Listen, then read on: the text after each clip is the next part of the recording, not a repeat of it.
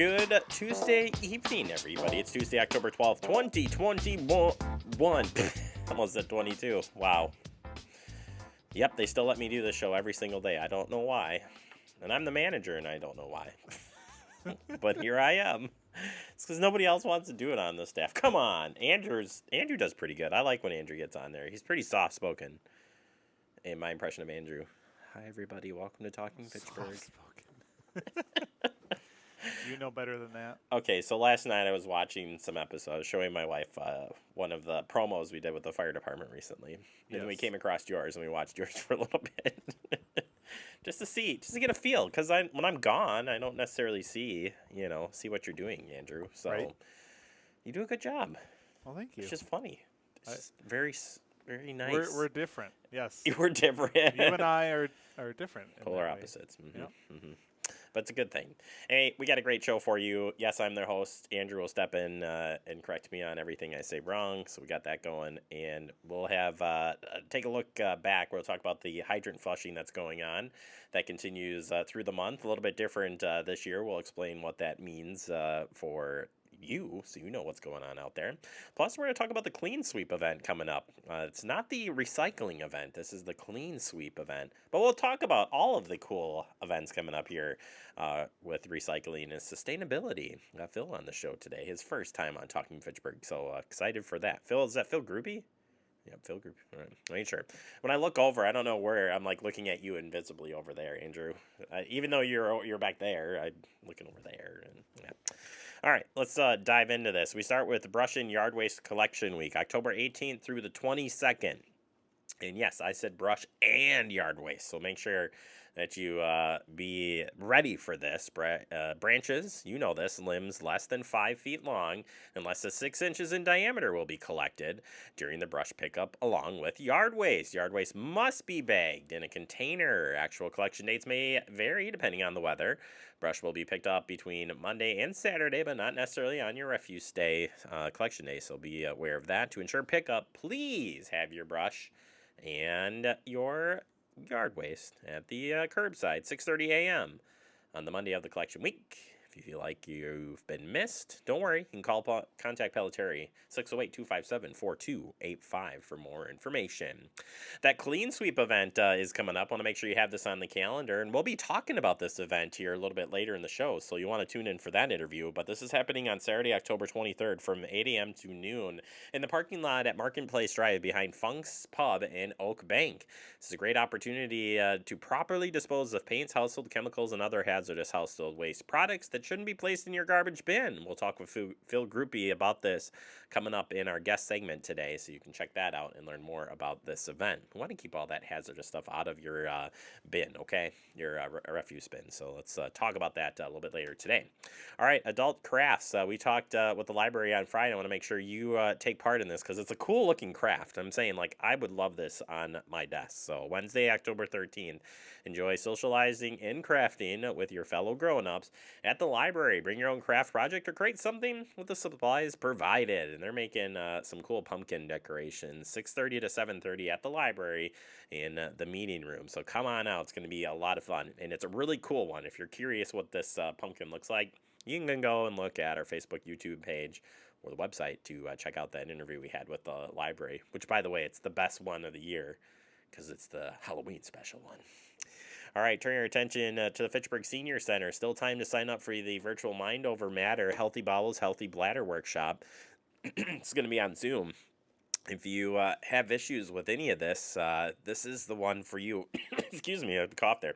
All right, there we go. More than half of women age 50 and older experience urine or bowel leakage. Mind Over Matter Workshop is designed to give women the tools they need to take control of their symptoms. This program is a 3-session workshop for women ages 50 and older that includes information, group activities, and simple exercise you can do at home. You must attend all 3 sessions. Mondays, October 18th.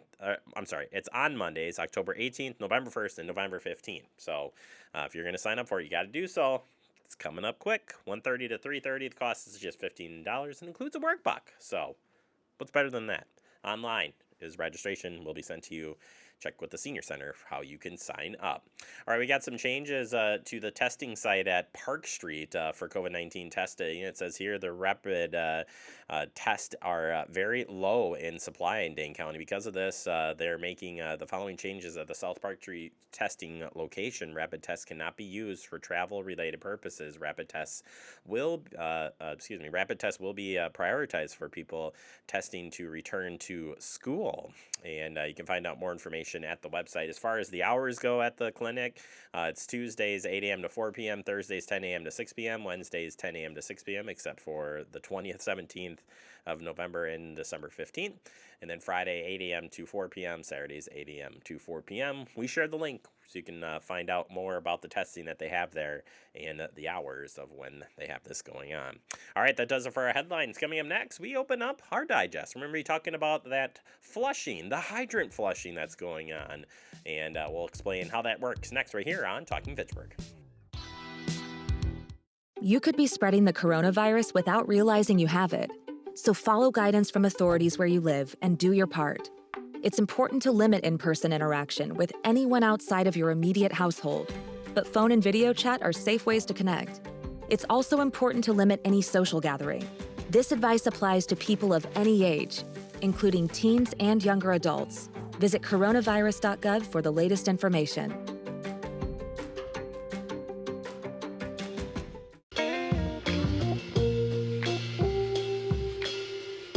After you joined our family, it was like, I really do feel complete now.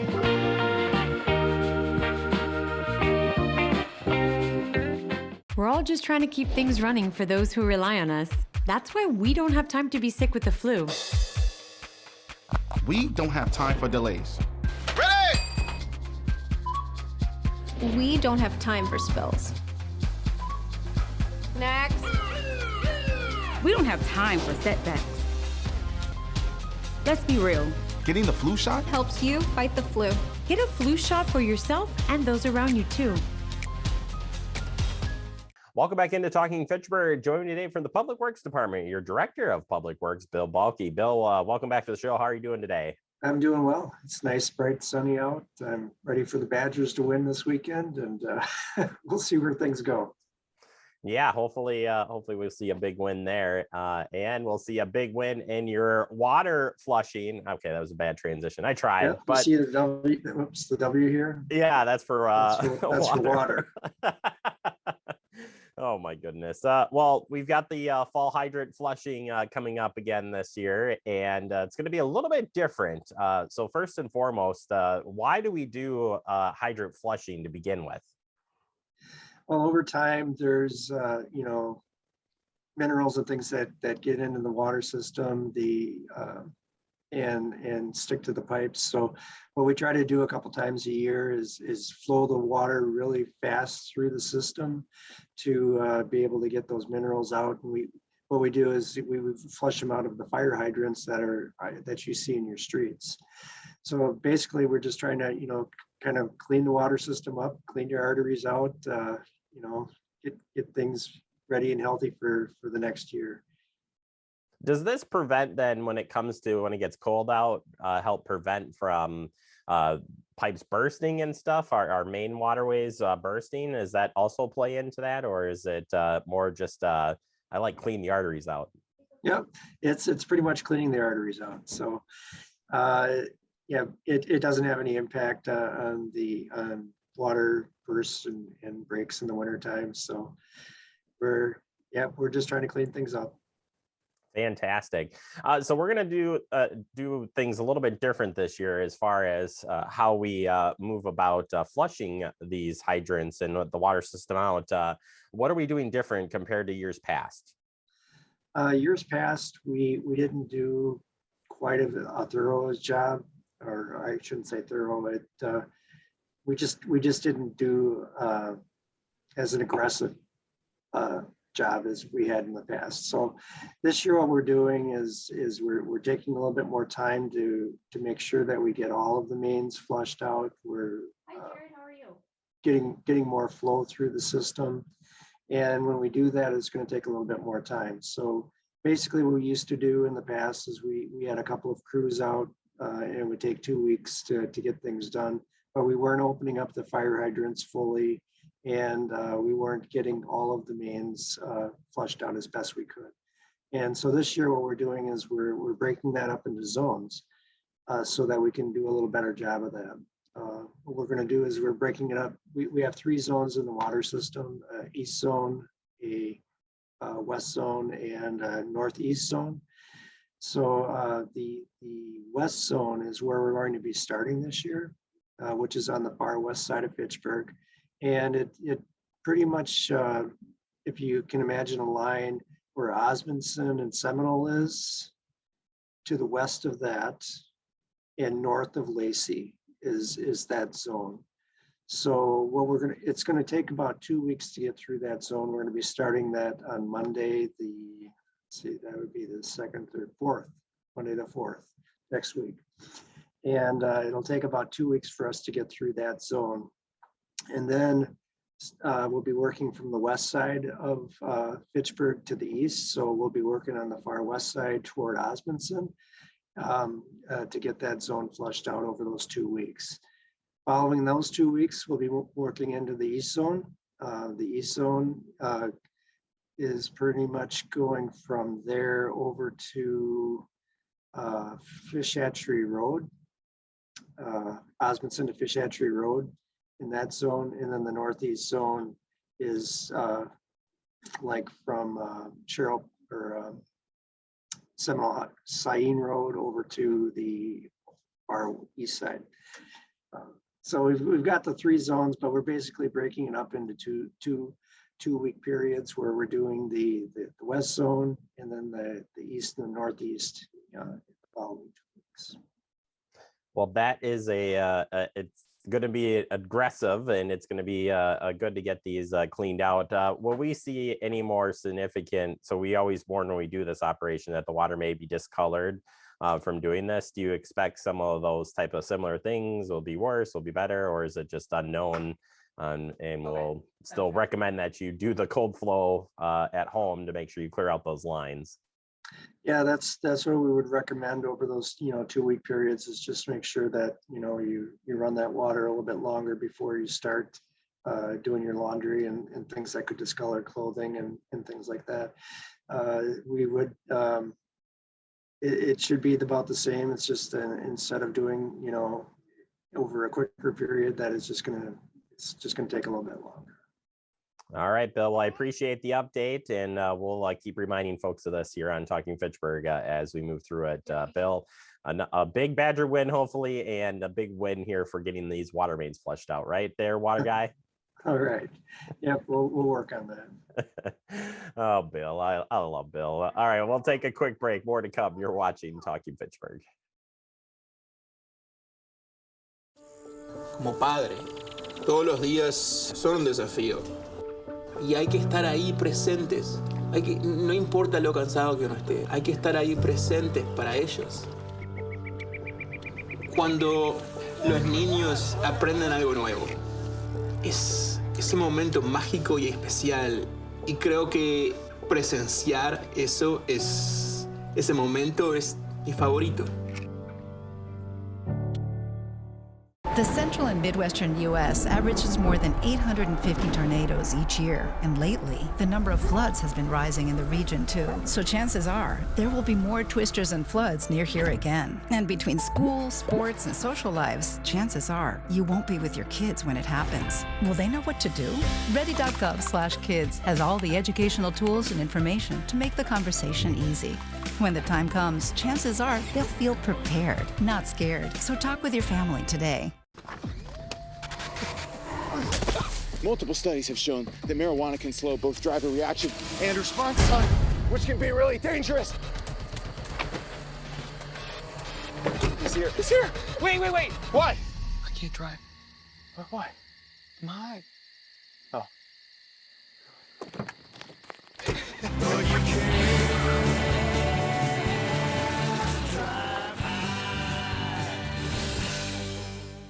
Welcome back into Talking Fitchburg. Joining me for his debut on Talking Fitchburg, my friend Phil. Phil, welcome to Talking Fitchburg. How are you doing today?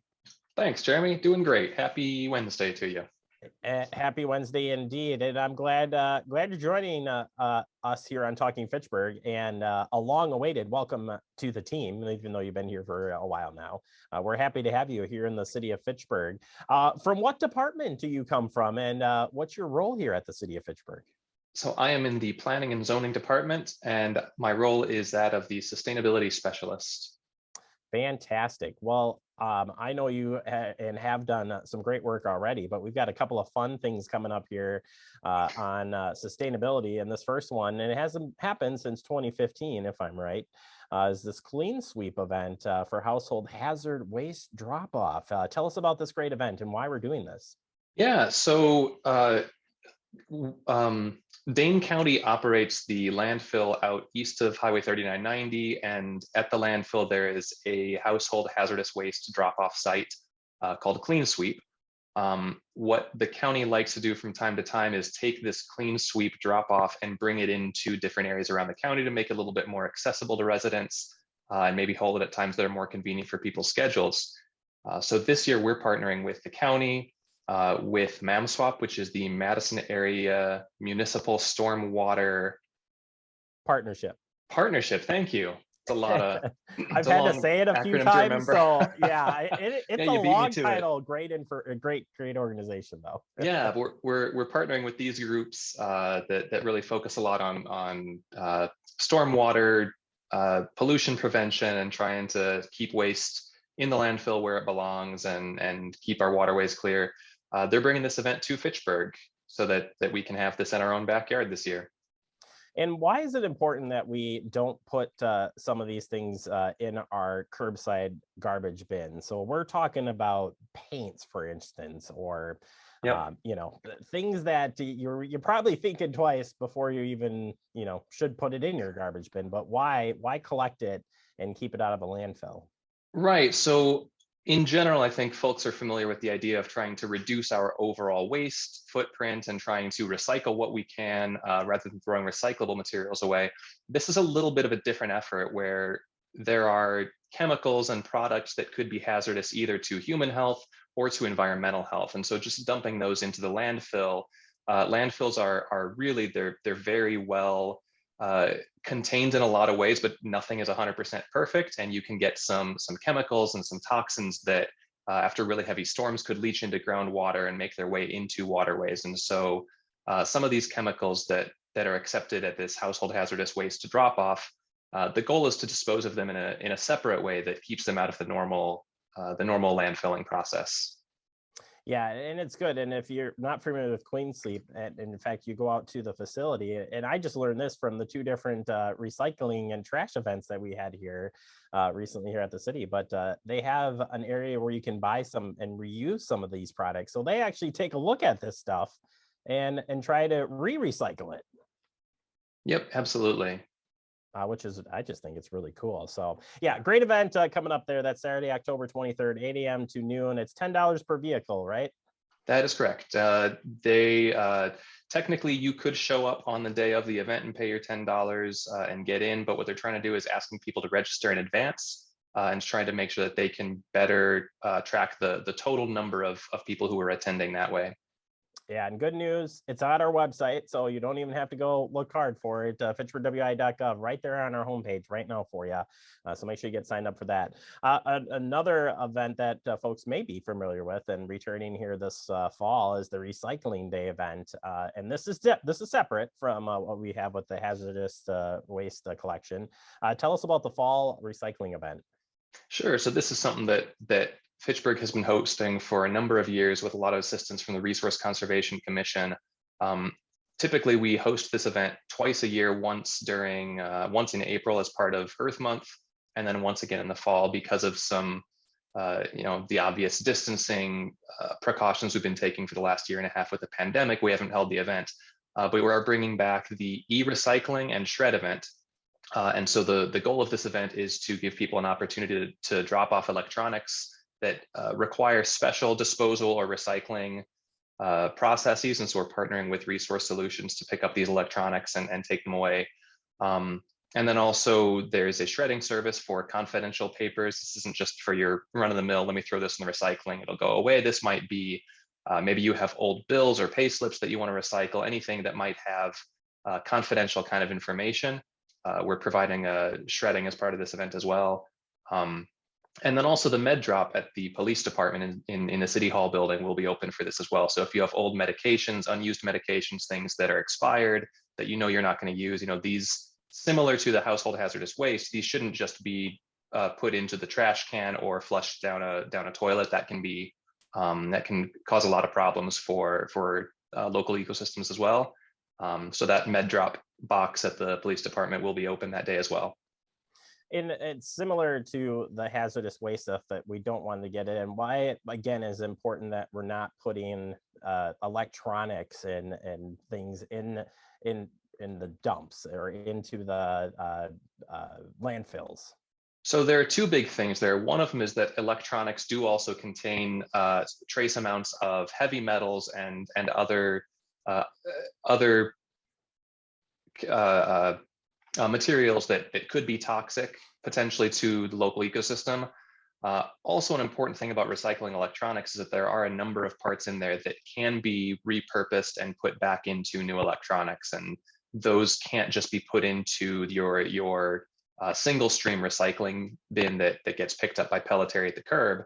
But they are things that there are ways to recycle certain components of electronics, and so this process is an important way to get those collected and start that process. So they have a list. We have a list online for things that can be recycled for free, but there are some extra costs for some specific items. Why do we have to pay a little bit extra for some of those items? So that just has to do with it being a more complicated process, a costlier process. I think the thing people are most familiar with recycling is that in the last couple of years, China has stopped accepting nearly as many items for recycling. And due to different elements of how the factories work there and supply chain things, recycling some of these products in US facilities, one, there aren't as many facilities in the US, but two, it can be costlier to do it here. And it's similar with some of these electronic items that there are certain electronics that the method for extracting these materials for reuse is more expensive. And so to try to make sure that it remains economically feasible for the companies that are going through performing that process, we do ask for a small fee in exchange for picking up those items to recycle. Yeah, it's something you can check out again at our website, fitchburgwi.gov. Finally, Phil, want to talk about it. And as the day that we tape this, November 6th, designated as National Energy Efficiency. I always keep saying efficient, but Efficiency Day. What are some things that we should reflect on specific to this day, but something that we could work maybe into our lives on a regular basis? Yeah, great question. Since 2016, a number of energy efficiency focused organizations in the country have recognized the first Wednesday in October, this year that's October 6th, as National Energy Efficiency Day. Over the years, more and more municipalities and counties and states have also recognized this formally in the last couple of years. US Congress has also formally observed the first Wednesday in October as National Energy Efficiency Day. And there are multiple reasons to focus on energy efficiency. One of them is simply to kind of paraphrase a line from noted energy writer Amory Lovins, the cheapest kilowatt hour is the one you never use. So a great way to save on your household energy bills is by decreasing the amount of energy it takes you to perform the same tasks, which is the definition of energy efficiency. And so that means things like, if you can improve the insulation in your home, you're going to have less air leaking through walls, windows, door cracks, things like that. When it's especially hot or cold and you use less heating and cooling then to keep your house at a comfortable level. If you can convert your incandescent or fluorescent light bulbs to LEDs, you can still provide the same amount of illumination for whatever task you need, but you're spending a fraction of the amount on that day-to-day energy. So this is a really important thing just for homeowner or for business utility bills.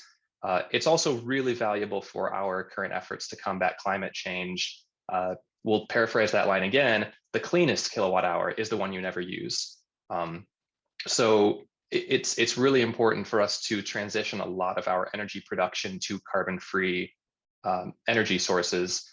But the less energy we're using to begin with, the less converting into renewables is even needed. And so there is a reason that in the 2019 Clean Energy Resolution that Fitchburg's Common Council passed, the first strategy for combating climate change and carbon emissions that was mentioned in that resolution was energy efficiency. We want to start by cutting our overall energy usage, and that makes all of the following steps a lot more feasible.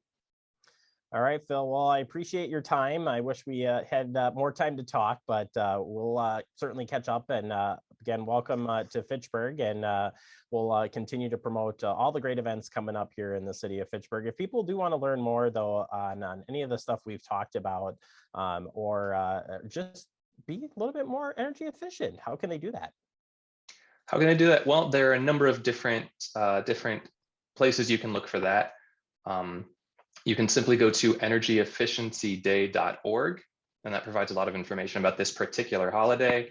The U.S. Department of Energy has an Office of Energy Efficiency that you could check out. You could look at Focus on Energy, which is a fantastic Wisconsin state level program that uses a small percentage of ratepayer dollars to provide rebates and incentives back to business and residential customers to pursue more energy efficient and renewable energy projects. You could go to the website smarterhouse.org, which is provided by ACEEE, the American Council for an Energy Efficient Economy. Smarterhouse.org has a lot of great tips for ways that you can pursue more energy efficiency projects wherever you are. All right, Phil, thank you so much for your time, and we'll check back in with you real soon. That was great. Thanks, Jeremy. You bet. And I said, head out to our website. We've got some great information there as well, and you can stay up to date on the latest upcoming events that we have here in regards to recycling. We'll take a quick break. More to come. You're watching Talking Fitchburg. And now you're a pro. See on page 4 that the projections need to be flood next Thursday. Seriously? Thursday? Can't do that. This is really inconvenient. I have yoga that day. I have no time for this. So I can't do Thursday, but I can do Friday. Disasters don't plan ahead. You can. Talk to your loved ones about how you're going to be ready in an emergency. Don't wait. Communicate. Type 2 diabetes can have a big impact on your life, but how can it be prevented? Well, the first step is knowing if you have prediabetes, a serious medical condition that puts you at high risk for type 2 diabetes. 1 in 3 American adults has prediabetes, but more than 80% don't know they have it. The good news is, prediabetes can be reversed, and for many people, healthy changes in their daily routine can make a big difference. Take the 1-minute risk test today at doihaveprediabetes.org.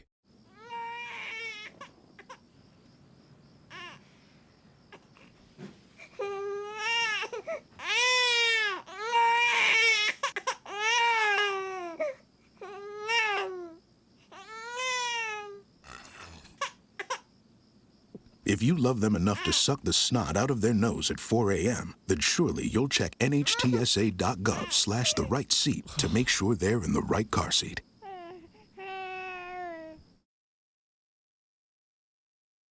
Welcome back into Talking Fitchburg. Wrapping up the show for the day, I want to thank Phil Gerby, our sustainability specialist here at the city of Fitchburg, and Bill Balke from our Public Works Department. 2 great interviews today. 1 great show. It's TF. All right. I don't know. That's like the best tagline thing I've ever said. I could end it right there. But I have more stuff to share with you. That's right. You can check us out on Facebook, YouTube, and of course, if you haven't checked out the streaming channels, I urge you to check those out. And next time you stop by Fact TV, we got all 3 of those streaming channels right up there at Fact TV. Check us out.